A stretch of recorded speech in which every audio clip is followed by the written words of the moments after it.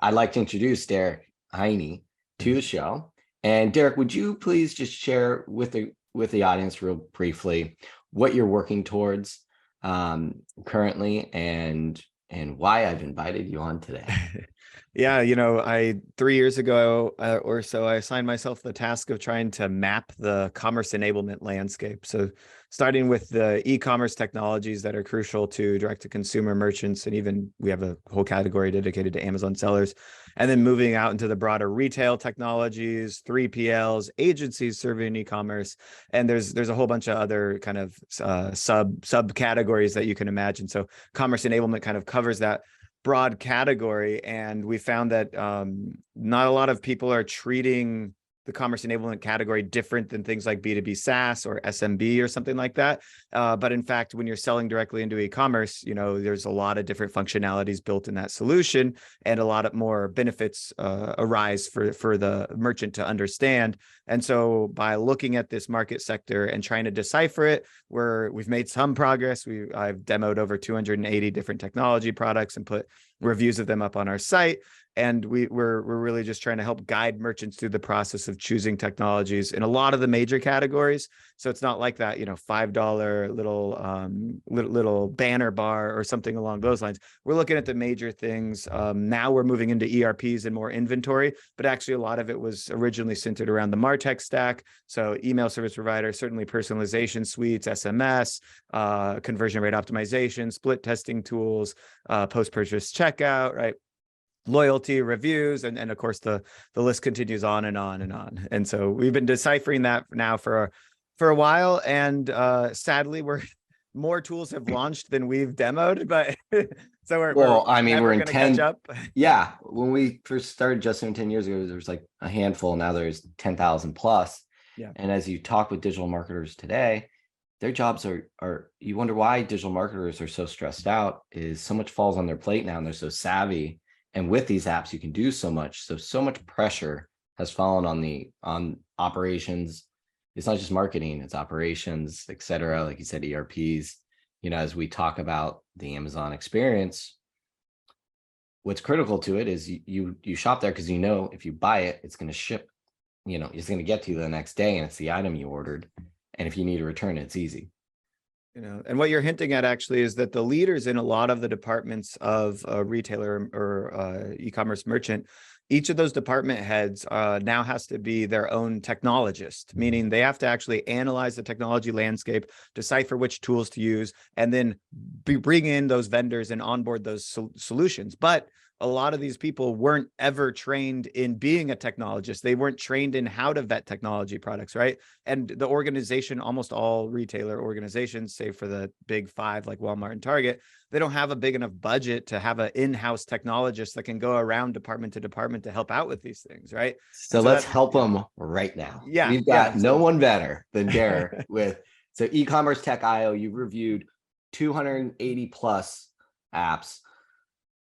Let's help people understand what, as we move into 2023, we're finishing up 2022.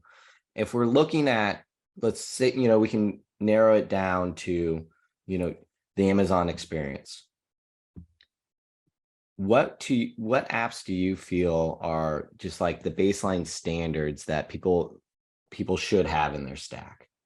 So I don't want, I'm putting you on the spot right there, so we can backtrack a little to ones that, you feel are very interesting today, ones that clients you talk with, or ones you review that are kind of like the staple, creates that nice little ecosystem. The general, the pillars that like probably most people listening will already have, email and SMS. Some people still haven't adopted SMS. It's about to be 2023. So I don't know what your plan is, but it's time. It's definitely time. And practically, I'd say, 95% plus of merchants will see a benefit with SMS. So email and SMS solutions need to be in full force at all times. That's kind of obvious. With the SMS, can we pause on that? Because we have obviously it as a channel for marketing offsite, but we're seeing it become really essential when consumers really want to use it during the shopping experience. And we say shopping experience from purchase decision to it showing up on their door and them deciding whether or not they're going to keep it or return it. Yeah. So we're seeing a lot of shipping apps really incorporate it into the experience, which I think is super effective. And it's getting even more complicated than that. And I see a lot of tools kind of merging into what they might be calling a customer experience platform. This is kind of a emerging category where SMS is only a component of it, right? And so it's thinking about all sorts of delays. I just met with the company lateshipment.com that that helps kind of route and track orders and send these messages. And like you have a few automated messages that some providers might send, like okay, the order has shipped, the order has arrived, things like that. But there might be other ones like the order has been delayed for 5 days, or the order hasn't been updated as expected, or the order seems to have been rerouted to the wrong location. And there's a lot of different other triggers that can be communicated in the SMS experience, as well as that communication can not only be pushed to the customer, but it can also alert your customer service team. Maybe we need to send another shipment right away rather than wait for the customer service inquiry to come in, and so forth and so on, right? I saw an interesting one recently where it was like, okay, you're getting these and they're all one way. Mm-hmm. The two-way is kind of like the next evolution of the ability to respond to it. Two-way long code SMS is definitely priority over short code. And as we're talking about like moving into 2023 and the Amazon-like experience brings up another important category, because if you launch that, if you're doing 10,000 orders a month and you launch that, you're going to explode your customer service inquiries unless you create automated workflows, AI automation, chatbot kind of experiences that are both genuine. And so it's okay to have a chat first, a bot first experience, genuine, resolving tons of ticket issues, but also capable of escalating the situation up to a real person when the bot cannot solve the problem for the customer. Right? Derric, that really showcases your grasp of business, because we're even doing it with our business. We do it all, we just did it yesterday in the meeting. It's like, how do we reduce tickets? Yeah. You're looking at the support team is working in conjunction with the shipping team is working in conjunction. All these departments now, it's critical that they work together. Yeah. And they understand them, and hearing you're 100% right. And a lot of your, even on the recent comments from your recent event, complimented you on your very pragmatic view of AI and how to apply it to a business. It needs to be, yeah. So if you're looking at implementing a system like two-way SMS, you have to be worried about tickets, which means you have to have this other underlying system in there first. And I think that's why a lot of people actually hesitate on it and don't go there. It's like, oh my God, this is just too big of an elephant to eat right now, or whatever. They can't get all the way through it, and then they end up waiting till 2024, and then a lot of opportunities end up passing you by there. You're hinting at another aspect of reducing customer service tickets. So a few other things that come to mind. One is return management software. A lot of returns are now handled without a customer service agent, and you can also mitigate pretty well without a customer service agent through a flow or sequence, offering store credit, offering to give a discount instead of a return. If it's like not working as well as they wanted, things like that, right? There's another tool that I'm actually an advisor for called Phoenix Commerce. This predicts the landed date of the product on the doorstep. So it uses AI to like geolocate the person. It looks at the weather data, the seasonality of the time of year, and it says, and the warehouse where the product is actually located. And it says, okay, if they order, that product will be shipped from this warehouse. It takes 24 hours to get out the warehouse door. It'll take 3 days to get to their doorstep. So very accurate landed date prediction. Amazon's doing that. So they said Amazon experience. Well, to me, that is the #1 weak point of retailers on their product pages. The ability for me, when I'm shopping your site, for me to know, I don't want to see text that says fast free shipping. Yeah. I want to ships see in 5 to 7 days. That's always a really ambiguous. Yeah. Yeah. It's communicating to the consumer what we know they care about, what we know they've become accustomed to at Amazon. Yeah. And even with the returns is communicating, having, don't hide it in your footer, communicate on the product page. We understand that a hesitation to you might be the hassle of a return. Here we work with this app that has made it super easy. Yeah. And that so reduces friction, increases conversion rate. And then in the case of this, the app predicting the landed dates reduces a lot of customer service inquiries because first of all, if I've already been kind of pre-told when it's going to arrive, and that's like, you know, it has a 95% accuracy rate, and you can kind of adjust up or down if you want to get more aggressive with it. But essentially it's predicting, you know, within a margin of error. And then if that error occurs, the back end of the platform, similar to that other kind of solution I was talking about, will send your customer service team a message or send the customer a message saying, hey, like it looks like we are going to be 2 days later than we thought. So again, proactive customer service, reducing inquiries, and that'll reduce a whole bunch of stressors. I mean, I don't know if this has happened to you. I've put in a ticket for customer service. Where's my order? It seems to be lost. It's like it's stuck there. Yeah. The product arrives 8 days later than I wanted it to, and the customer service team gets back to me 4 days after that. Not very helpful, right? Like, it's the customer experience. It's the communication. And oftentimes they're like some items you're like, I don't need it tomorrow, but I don't want to wait forever. So if it's a day late, whatever. I just need to know whether or not I need to go look out and see if it's been delivered so it doesn't get stolen. Yeah. But if they send me a text saying, hey, sorry, it's delayed, but it will arrive here. Okay, cool. On the flip side, you have an opportunity if it gets early. How great is that? Like, yeah, oh my God, we shipped it faster. Like, would you review us? Yeah. And that is another tool that needs to be in the stack. Another kind of de facto is definitely review tools. And there's a lot of feature parity in this category, but kind of the key things you really want is making sure it's pushed to Google Shopping with the right kind of Google both Google reviews and Google Shopping. And then photo and video reviews are more crucial than ever before because you can often use that as user-generated content on the product detail page in your ad creative. Hello, like put those into your ads, right? Like, and just re-highlight those customers back to the existing audience can often outperform other ad creatives and types. And then you need a great process for collecting those reviews. So we're seeing now SMS messages to ask for the reviews with some form of incentive, like, you know, 500 points or $5 gift card, right? And then and then that mobile experience for the review. So if I'm taking the SMS and I can review via mobile, it better be a mobile first review experience, right?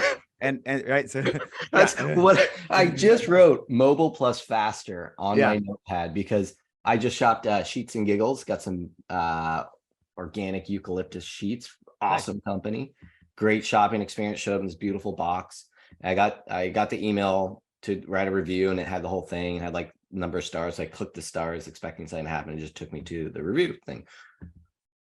I'm a huge believer in reviews. We wrote our own review software in the last company, and it's all about. There's so much opportunity there. Like, Okendo's doing some great stuff, capturing first party, third party data. You mentioned the Google, pushing to Google, so critical. So it gets into their system for scale. But I haven't finished. I started my review. I started on my phone, and then they kept asking more and more, and then more, and then I had to take my kids to school. Yeah, that's too long. That's a lot. If they just said like, "Hey, you're on your phone, snap a photo of the package or it like on your bed, would you?" And just put reviews, say, you know, you're verified, like, did this, and then the key thing is, did it arrive fast? Like the key items, get that up and out, because right now it's buried now. Yeah, they maybe need to make a more of a multi-stage review process so that like the first one should basically be very, very minimal barrier to entry, either a quick one-liner or optional photo video. Not everyone will do photo or video, but you definitely want to incentivize just like a one line and a star rating. And then that verification that you mentioned, like making sure that I'm an actual customer, can be really helpful, and having some sort of third-party credibility around that. So like Okendo verified or whatever it is, Trustpilot verified. I think there's a few others that kind of verify that it's not a fake review.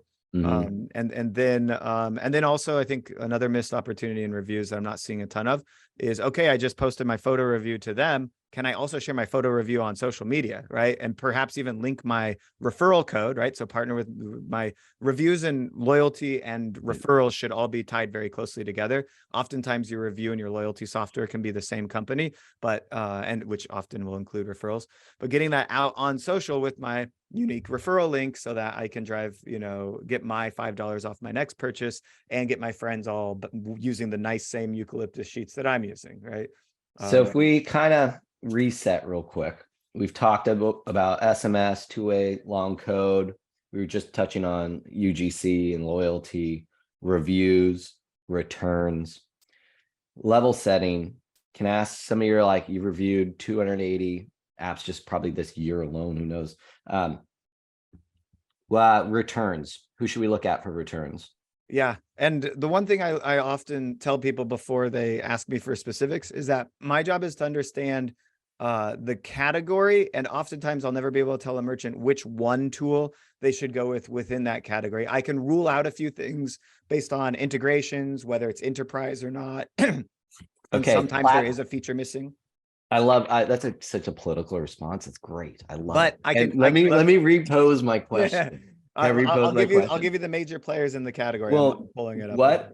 Before you do that, what are the, there's umpteen different options available for every category. What are the core, the baselines that these digital marketers should look at when trying to figure out which one to go with? Yeah. And with returns, oftentimes it's a mix of three teams: operations, customer service, and marketing. Might all be looking at it. Your retention oriented marketers are going to care. Your customer service team is absolutely going to care what tool it is because it's reducing their inquiries. And then your operations team on the fulfillment side: is the package being sent back to me? What are we going to do with it when it's sitting in our warehouse? And then just generally, how do I mitigate more returns? They might care in lots of different ways. So your COO cares about cost of goods sold and some other things that'll be incorporated in there. So those are the things that you care about when going into this. Another thing is, before you start with you shouldn't need a returns tool if you do one return a month. That you can do by hand. You can do 5 returns a month by hand. I actually just spoke with a merchant the other day. She's doing about 50 returns a month. And we determined that her returns, because they're in the fashion industry, were largely around buying 3 different sizes and then returning 2 of them. Right. And so we said that there were some upfront things we could do with fashion tech for predicting the sizing better in order to reduce the need for a return software. So I said, go do that instead of getting return software. Right around 100 returns a month, maybe a little bit below that. That's when you start really needing a return software to grow it out. And the return companies will all tell you something different because they want you as a customer. Yeah, you could totally use this for 5. Yeah, it's $50 a month. Okay, that's $10 per return. If my average order to value is $40, like, you know what I mean? Like, you can see how this can really break your cogs and all that stuff, right? So that's one of the things I look at. Each of them will have some sort of return flow or sequence with the idea of mitigating as much human need as possible. Where a lot of people struggle is whether they can do partial returns or returning from bundles or bombs. A lot of companies need that, and some tools maybe don't do that or don't do it in the right way. Sometimes that has to do with how you've configured like your Shopify storefront to work, because you've made it one product, and so it can't really be partially discounted. But maybe there are some rules or logic with some of these tools that can overcome that. They'll all have some way of printing out a return label, right? That's all going to come standard with all these tools. So you don't really care too much about that. The question is whether that should be paid for by them, paid for by you. Another thing is whether you should be giving them the money back right away before you've received the product, or whether you give it to them after you've received the product. And these are actually operational, SOP, standard operating procedure kind of things you have to decide in your organization, but they also will come with what you need to do with the tool. So you need to make sure that the tool works in alignment with your standard operating procedures.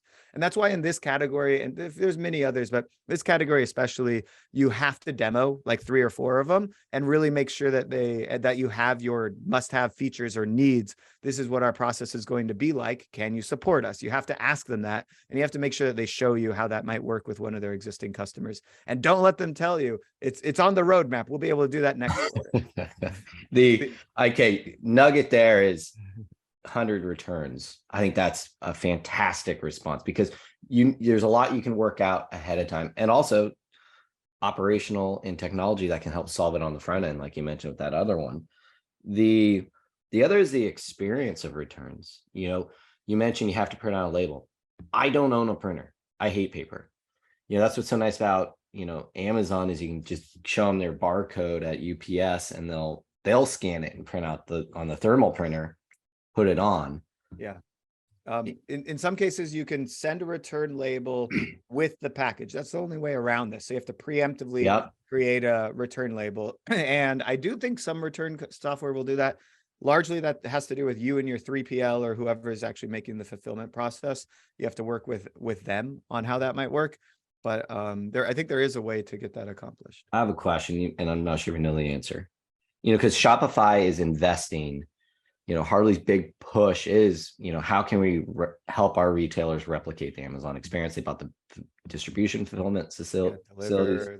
And we're talking about operational stuff, which consumers don't understand how insane it is to manage and build a retail business. You're in the trenches, your margins are slim, and returns are just horrific for your.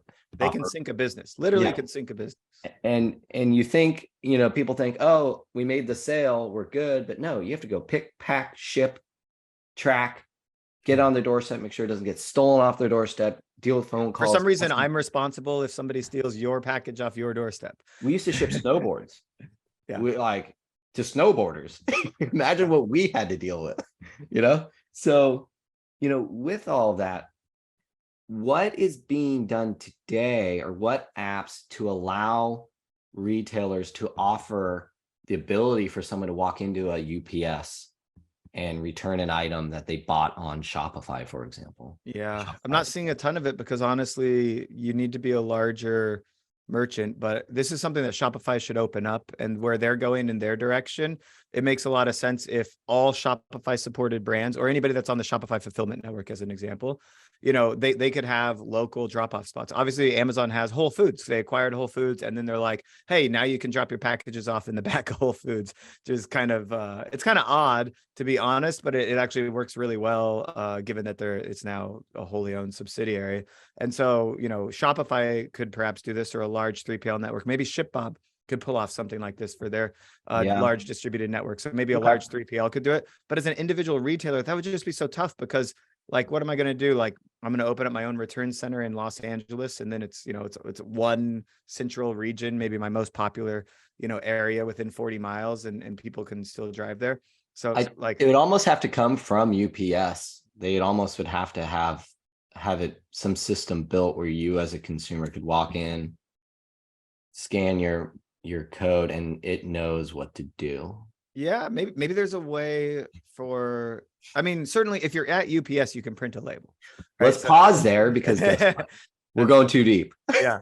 There's something here. I like what you're talking about. Maybe these return management platforms should be thinking about a deeper level partnership in streamlining this process. Because honestly, they're more focused on the customer experience side, well, the digital experience side of return management. Often they don't necessarily even care or track the package back to the warehouse. They often don't care if that package is approved for, you know, maybe it was damaged or something. They don't care if that package makes it back on the shelf, right? Amazon is like literally throwing millions of dollars of return products away because it's too hard. It costs more money to get it back on the shelf than to sell it again. Yep. And that's obviously very wasteful and that's the thing that I think consumers aren't. I'm sure there's savvy consumers that identify those products and just take advantage of it.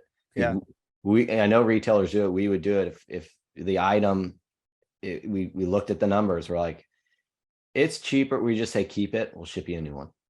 Yeah, yeah. Cheaper. And I bought like a LED tree for $99, and it didn't turn on. It just straight up didn't turn on, and they're like, just keep it. And for a while, we cut off the cord and just had like a non-lit up little like tree. It was like a backdrop element or whatever. But you know, if I'd have known that, I would have bought 400 of them. Right? No, not recommending fraud. My wife works for a fraud prevention company, so definitely not recommending fraud. But there is an element of like, just keep it that should be considered when there's a return process. Either just keep it, or, you know, if it's being returned and not being used. that's not very helpful. Now, there's a tool that I like in the Shopify app ecosystem called Returns for Sale. This is a tool that once it's been returned, if it is damaged, you can add an individual product. So kind of it's kind of a different product. So you might have your regular product detail page. And then there's this box that's like, maybe it's an AC unit. Usually it's better for larger dollar products. So there's a $10,000 AC unit. This one's only $9,500 because there's this little dent on it, right? That somebody sent it back for. And so you can sell that product at a different price, and you can actually adjust that price over time to clear out this backed or returned inventory. Which I really like, because it's making you money off of what's essentially dead shelf space. So it's like clearing off that excess inventory. And I think you just wrote the business plan for how we're going to solve returns for retailers. We'll just take it all on. We'll pay the retailer and we'll go sell them. When I worked for a beauty box subscription, the CEO had originally started by doing that. He was buying excess beauty products at bulk and selling them like at a discount to everyone. And so there is this whole there's secondary market type of stuff going on, but not everyone wants to shop in a secondary market. Buying eucalyptus sheets in a secondary market, not exactly what you were looking for with that high-end shopping experience. So, all right. So to bring us back on track here, which we can right now, because when we talk about returns, brick and mortar, we're starting to see with COVID quieting down, the return to brick and mortar, and the marrying of these strictly online plays, opening up retail stores like Rad Power Bikes, for example. They have their showrooms. We're seeing this new evolution of retail, which is fascinating. So, we get back to that opportunity to communicate, hey, we know you're in this region. We have a store in this region. You can return this item in store. So getting to that messaging, obviously you have to have it at a certain level of scale, but in larger markets, as a consumer, if I know I can go I don't like it, I can go return it in store. That does help. Yeah, I think absolutely. And of course, this was, the original genesis of e-commerce coming from retail, if you can remember back then, where you had, Macy's or JCPenney's now selling online and whatnot, Foot Locker and all these guys, right? It was always considered a thing. What we have now is is e-commerce brands launching retail showroom experiences, and that also becomes a center for returns. I think it's naturally built into the business model. When they launch a showroom, it's also a return room. I think the message here, and we can put a pin in it, is that returns are critical to the customer experience. And there's some incredible technology innovation happening right now to help with that. Yeah, absolutely. And if you have more than 100 of your business to add them in and make sure that it's as streamlined as possible, study, analyze, and improve that process. And if you have 100+ returns a month. Yeah, exactly. That's okay. a good starting point. I love talking operations, and I think that was so insightful, the comment of you've got operations, customer success team or customer service, and marketing. And when you're looking at these products, you have to talk, these department heads have to be in communication. So that really stems from leadership in the company, putting customer experience at the forefront. And there needs to be a weekly call. Having done this in-house, you need to have a weekly call with all three heads in the same room, not the rest of the company. You don't need finance and everybody there. We need to know, what are the rising ticket issues. That tends to be an important one. What are the upcoming marketing campaigns? That's important for customer service to know. And then what's going on in the warehouse? What are our inventory or SKU levels? And this also brings in merchandising as well. For instance, if we just sold 10,000 units that are getting 400 inquiries on customer service, then maybe we shouldn't go buying more of it, or maybe we need to buy more with a specific change made to that product, right? Maybe we need to go all the way to product development and ask them for changes on the upfront. Maybe we need to change our messaging around it as quickly as possible, because it doesn't do this one feature that we said that our electronics item or whatever it is, our bell or whistle doesn't do. And so we need to, there's a lot of proactivity that can occur there. And sadly, from experience, I can tell you a lot. It's generally reactive. It's generally customer service tickets rise up fire is so big that somebody finally realizes that there needs to be something done about it. It's too late because we've got all this inventory to push. Now we're going to liquidate it. So we're going to lose a bunch of money, right? Instead, marketing message is still aligned with the original messaging, it hasn't been updated yet because they're on to the next campaign. And so much can go wrong if just a weekly touch base between those 3 department heads. Oh man, I'm having flashbacks of being a retailer. Yeah, I know. I honestly, it's a little bit nicer over here. We're a lot less fires to put out. Still fires, but a little bit less than the retail fires. So as we close out 2022 here, and we're kicking off 2022. We've talked about returns, we've talked about reviews, we've talked about the company we're going to launch doing managing returns. Yeah, absolutely. And all those things.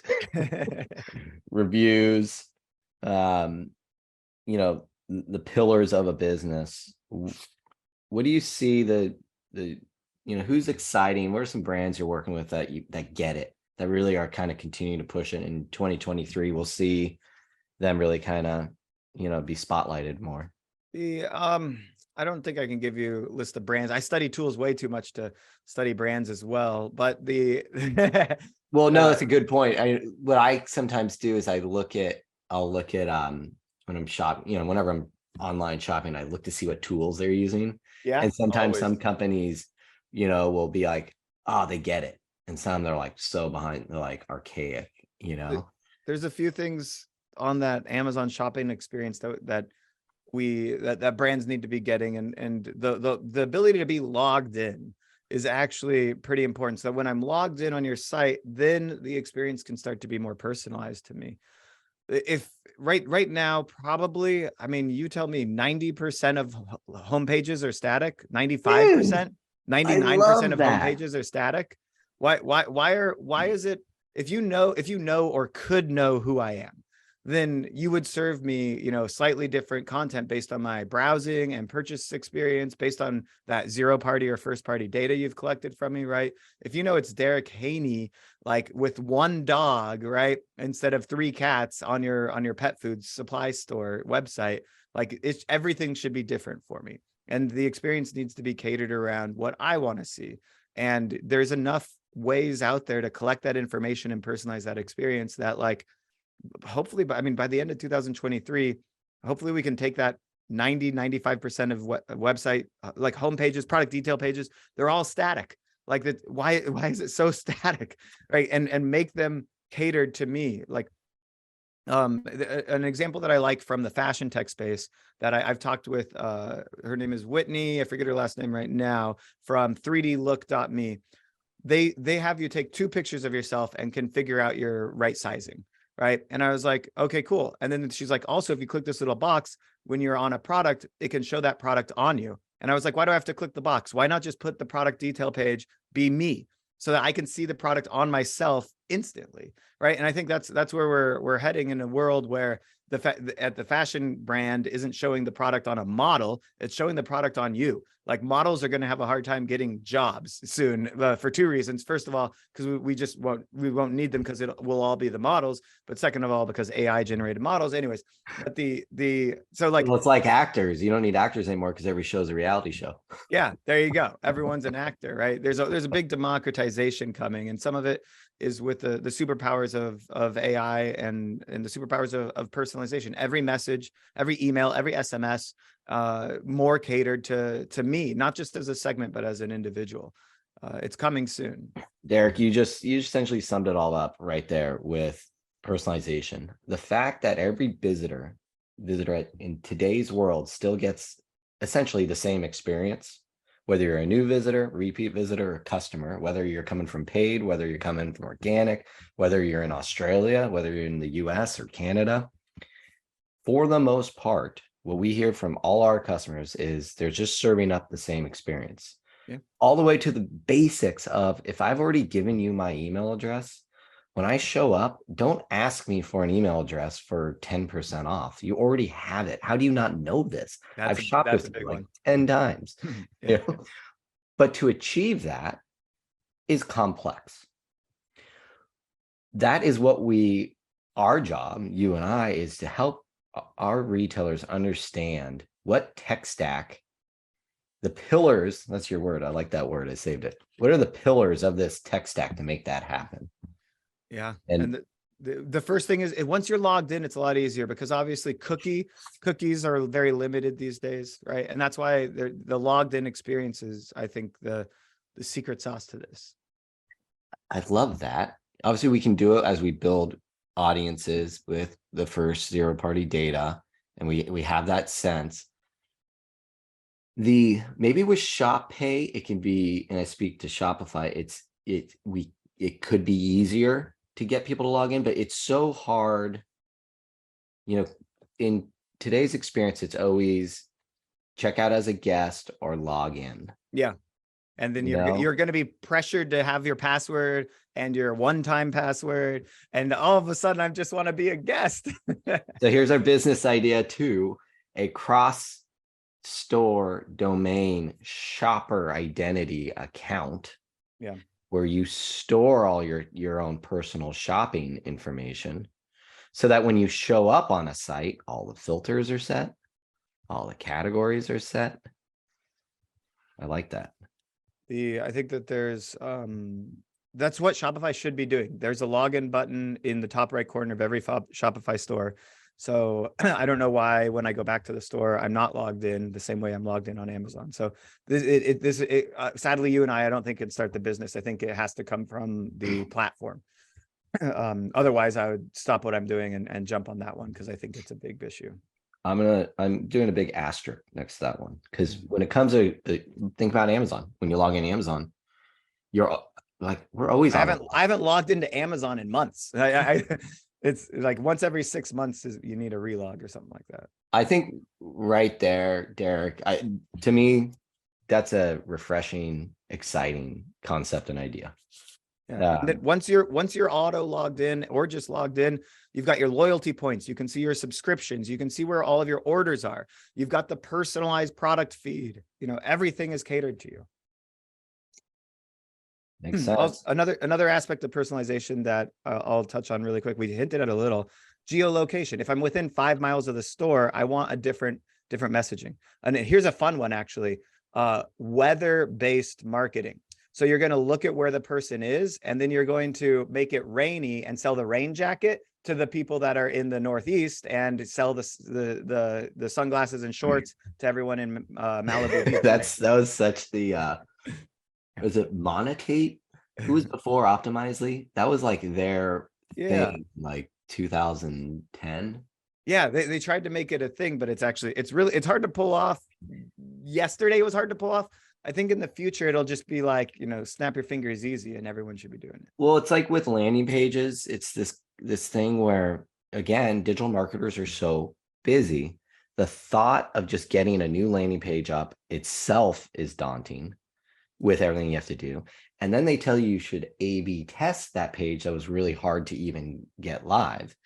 And so it's the reality, where can you spend your time? And that's where we're going back also to the AI functionality of being able to run these tests, potentially create the copy for the tests automatically. For the test, everything.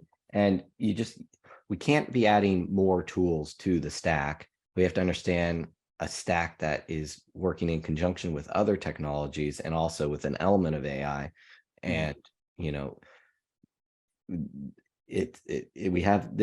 I'm excited for 2023 because the recipe, we're getting there to make it more attainable to achieve these strategies, but it's just way too much.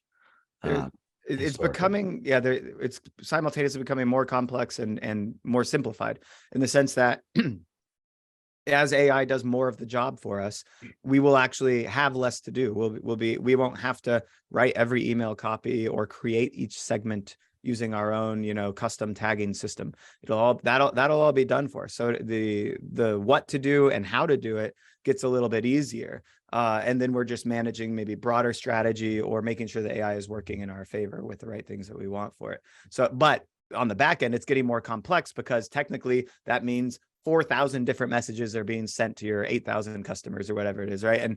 And therefore but the complexity is handled by our friend, the AI. And so that's where we're definitely heading there. I think there's no job in e-commerce that can't be fully automated within 15 years. So the whole thing, choosing the products, running the financials, paying your taxes, right?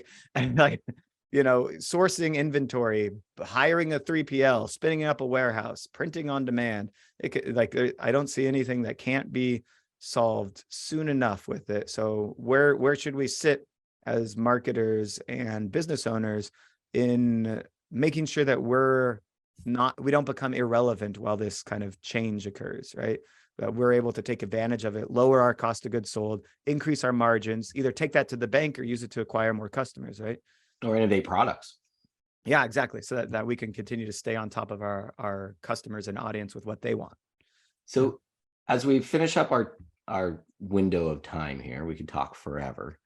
As we look at EcommerceTech.io, as we look at Derric's here helping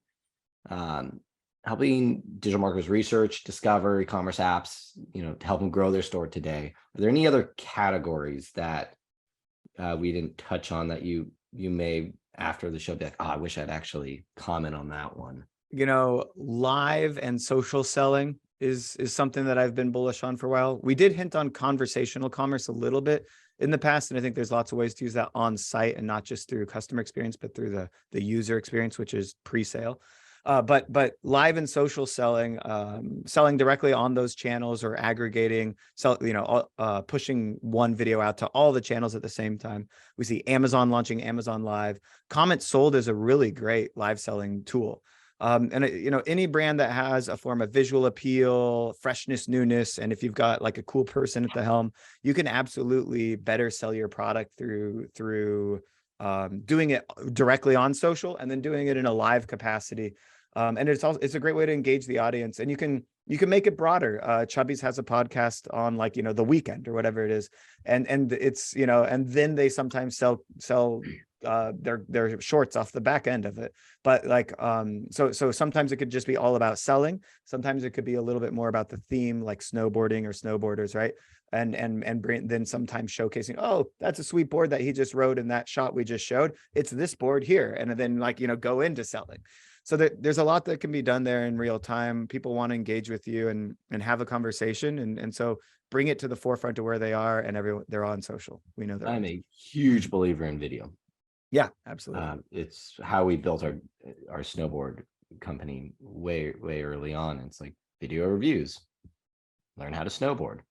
And as we manufactured snowboards, we had our Sierra Cruise, which were in all the videos. It's like, it just investing into your customer's experience, hands down, is going to be the most sustainable way to grow your business long term. I love that you mentioned Chubby's too. Being here in the Bay Area, their marketing is so guerrilla, and their shopping experience on there is fantastic. And I feel like even their related items, their gift with items, everything they do, I feel like that's an example of a retailer that is really trying to engage and they understand their customer. I feel like when you shop with them. Yeah. And they clearly care. They put up the upfront investment into everything that you're seeing, touching, or experiencing to make sure that it's valuable. So it's not done like haphazardly.